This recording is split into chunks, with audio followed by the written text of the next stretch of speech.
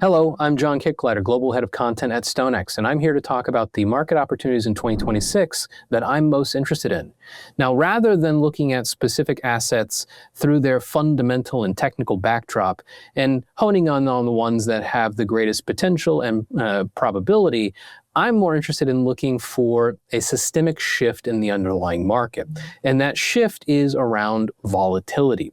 I think the volatility is going to pick up through 2026. And when I say it's going to pick up, I'm not suggesting that it's just a brief surge in deflation in a measure like the VIX Volatility Index. That is likely to happen, very likely to happen, as we see it on average at least a few times every calendar year. Rather, what I'm referencing is a steady rise in medium-term volatility, which would translate into more consistent swings in markets, more chance of a reversal of pattern, and also a greater probability of seeing a meaningful risk aversion trend through that period.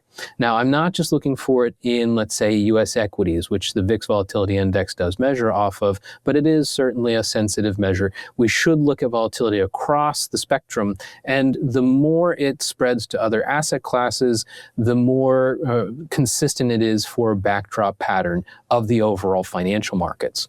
Now, in finding markets that would take advantage of that rise in volatility, of course, you can look to something like a VIX derivative, but I do think that the more traditional assets are certainly a very good option as long as we see that volatility kicking in. We don't want to try to preempt it.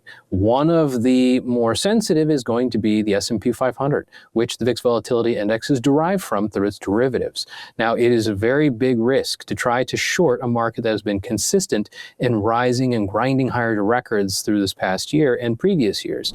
So it's important to first see that volatility take traction and to prove that the S&P 500 is still showing that negative correlation to the VIX.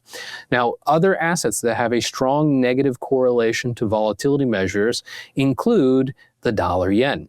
Now, the dollar yen is also interesting beyond its carry trade sensitivity to risk on, risk off, and what the VIX represents in that risk on, risk off, but also because there is a narrowing yield differential between the US and Japanese benchmarks. And we've seen that the dollar yen has clearly deviated from that yield spread. Those are two fundamental themes that could cater to a reversal in that currency cross. But of course, you need to first see that volatility.